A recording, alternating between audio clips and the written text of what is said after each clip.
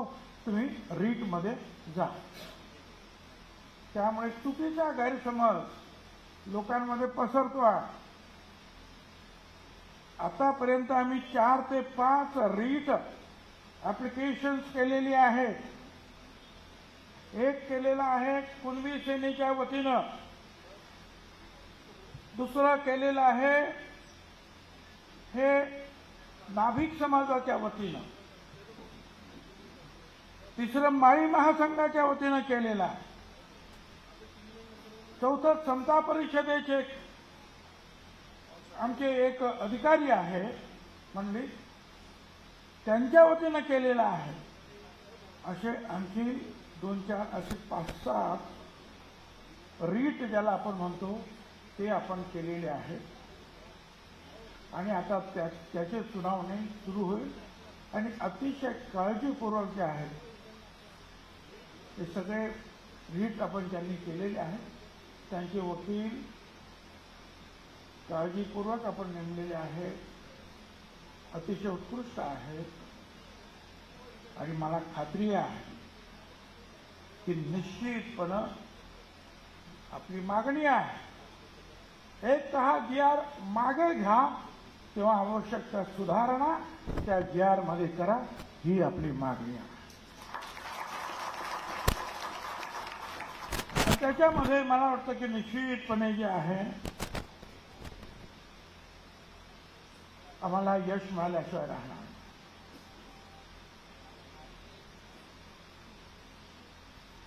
आपल्या सगळ्यांना कल्पना आहे, एक इतिहास माहिती असायला पाहिजे म्हणून सांगतो तुम्हाला. मंडल आयोगाच्या अगोदर वेगवेगळ्या राज्यांनी आपापल्या परीनं वेगवेगळ्या समाजांना आरक्षण दिलं. त्यावेळी BD देशमुख कमिटी फार वर्षापूर्वी नेमली. मराठा समाजाला द्यायचं की त्यांनी सुद्धा सांगितलं देता येणार नाही. कालेलकर हे आणखी तुम्हाला 340 कलम आहे संविधानातलं. बाबासाहेब आंबेडकरांनी म्हटलेलं आहे की हा OBC समाज ज्याच्यामध्ये आज देशामध्ये हजारो जाती आहे, आपल्या इथे 374 जाती आहे. हा अतिशय गरीब आहे, अडचणीतला आहे. त्यांची माहिती गोळा करा, आयोग निर्माण करा आणि यांना आरक्षण द्यायला पाहिजे. 341 मध्ये त्यांनी दलित समाजाला आरक्षण द्या म्हणून सांगितलं.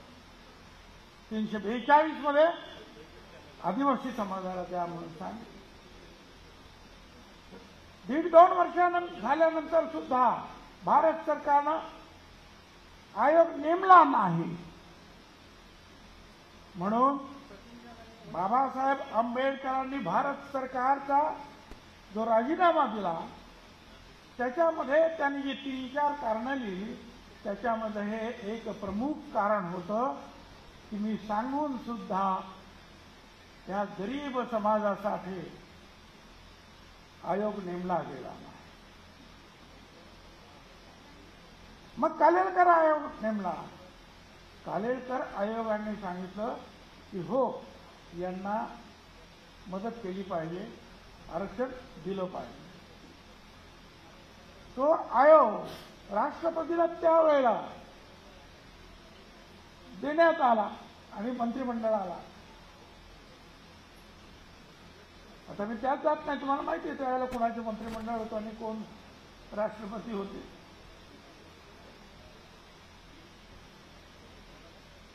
गेल्यानंतर त्यांना परत कालेलकरांना सांगण्यात आलं हे आपने ऐसा क्यों किया, गलत किया. त्या कालेलकरांनी अगोदर पाठवलेला जो होता आयोग तो त्यांचा अहवाल द्यायला पाहिजे. त्यात त्यांनी स्वतःचं पत्र लिहिलं की हे जरी असलं तरी मला स्वतःला असं वाटतं देऊ नये. अरे वा, देऊन झाल्यानंतर म्हणतो देऊ नये. लढा चालू राहिला. हा लढा आता नाहीये, स्वातंत्र्यापासूनचा लढाई ही सुरू आहे. बाबासाहेब आंबेडकरांनी सुरू केलेली आहे संविधानापासूनच. आणि मग मंडल आयोग निर्माण झाला. मंडल आयोग त्याचा सुद्धा अहवाल आला. 10 वर्ष तो सुद्धा दाबून ठेवण्यात आला भारत सरकारकडून. आणि ज्या वेळेला व्ही.पी. सिंग साहेब प्रधानमंत्री होते त्यावेळेला तो आयोग त्यांनी बाहेर काढला आणि सांगितलं की हा रिपोर्ट, हा कमिशनचा रिपोर्ट मी मान्य करत आहे आणि ओबीसींना आरक्षण देत आहे.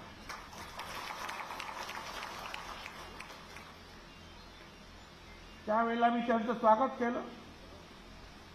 मला वाटतं 7 जून वगैरे अशी काहीतरी तारीख असावी, आता आठवत नाही. पण त्या दिवशी लोकसत्ता पण सगळा पेपरला आला मुंबईचा की भुजबळांनी या निर्णयाचं स्वागत केलं. त्यावेळेला मी शिवसेनेचा आमदार होतो, महापौर होतो, दुसऱ्यांदा आमदार होतो. मी अभिनंदन केलं, वर्तमानपत्र छापून आलं आणि तिथे जे आहे बाळासाहेब ठाकरे आणि आमचे मतभेद व्हायला सुरुवात झाली.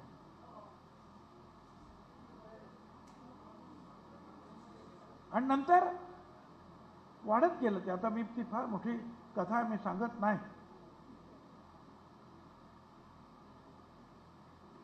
पण मी नंतर ठरवलं की एकाच ठिकाणी बाळासाहेब एक बोलणार आणि मी एक बोलणार, हे काय बरोबर होणार. त्यांचं म्हणणं काय होतं की पोटाला जात नाही, आर्थिक विषयावर आरक्षण दिलं पाहिजे. आरक्षणाचा ढाचा जो पाया आहे तो आर्थिक विषयावर नाही, तो सामाजिक मागासलेपणावर आहे.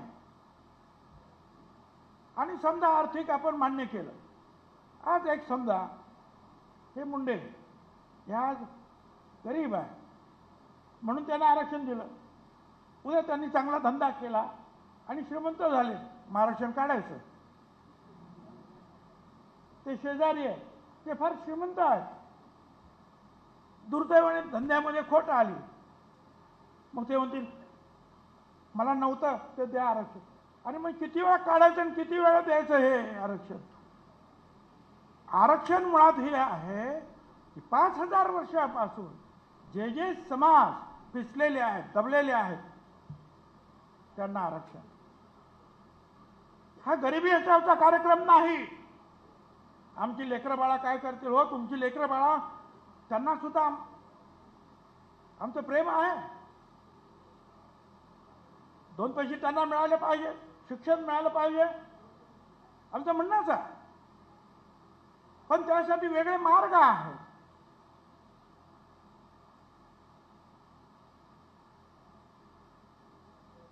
ओबीसी आरक्षण, दलित आरक्षण, आदिवासी, हा गरिबी हटावचा कार्यक्रम नाही. हा 13% दलित समाजाला आरक्षण आहे, बरोबर. कितीतरी एसपी, कमिशनर, कलेक्टर, फार मोठे मोठे अधिकारी झाले. आजही झोपडपट्ट्यातून गेलं तर कोण राहतंय बाबांनो? दलित समाजच राहतोय. एवढ्या वर्षानंतर सुद्धा झाले का ते श्रीमंत? पण आता समज करून दिलेलं आहे, आरक्षण तुम्हाला मिळालं की ताबडतोब सगळ्यांना नोकऱ्या. अरे 20 लाख नोकऱ्या टोटल 19 लाख, त्याच्यामध्ये 2-3% लोक दरवर्षी रिटायर्ड होतात, तेवढेच भरायचे. किती वाट्याला येतील तुमच्या या सगळ्या याच्यामध्ये? दलित, ओबीसी, तुमचे काय ते भटके, विमुक्त, आपले आदिवासी. पण एक समज करून दिला. आमचे लेकरं बाळा, शब्द म्हटला की बरं लेकरं बाळा. आणि बाबा तुमची लेकरं बाळा आहेत तशी ह्या गोरगरीब जनतेची सुद्धा लेकरं बाळा आहेत. त्यांची काय कुत्री मांजर आहेत का रे?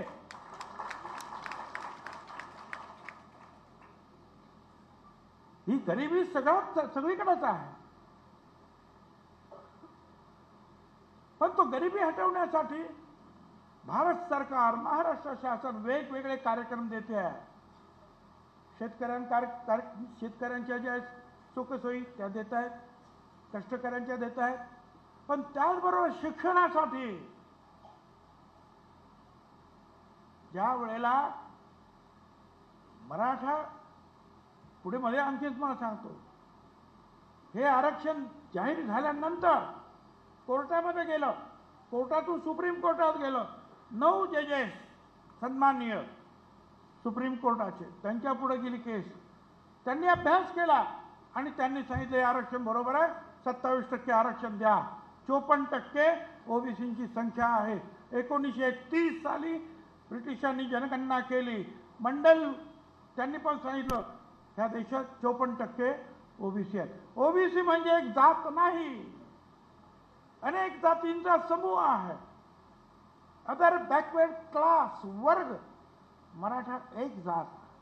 ओबीसी 374 जाती महाराष्ट्रात आहे. देशामध्ये हजारो जाती आहेत आणि या महाराष्ट्रापासून आज महाराष्ट्रात 54% आहेत. बिहारमध्ये जाती गणना केली 63% निघाले. म्हणून आम्ही म्हणतो करा, जात गणना करा. 2010ला आम्ही सुप्रीम कोर्टात गेलो, समता परिषद. सुप्रीम कोर्टाने त्यावेळेला सरकारला सांगितलं, काय म्हणणार, समीर भाऊ भुजबळ त्यावेळेला खासदार होते, त्यांना सांगितलं तू पार्लमेंटमध्ये उभं राहा आणि बोल. ते उभे राहिले. गोपीनाथराव मुंडे त्यांच्या जोडीला आले. मग दोघांनी मिळून सगळे जे आहेत यादव वगैरे अमुक तमुक सगळे जे आहेत, शरद यादव पासून लालू प्रसाद यादव, सिंग मायावती, जे जे कोण होते, मुलायम सिंग वगैरे सगळे एकत्र झाले आणि प्रणब मुखर्जींना सांगितलं सभागृहात येऊन पार्लमेंटला की आम्ही मागणी मान्य करतो. आम्ही ती केस मागे घेतली. पण तिथे आमची फसवणूक झाली, कारण दशवार्षिक जी जनगणना आहे ती सेन्सस कमिशनर असतो, आयुक्त आहे, त्यांचा एक कायदा ते करतात. तुम्ही त्यांना काही खोटं सांगितलं, चुकीचं सांगितलं तर तुरुंगवासाची सजा आहे. तिथे नाही केलं ते.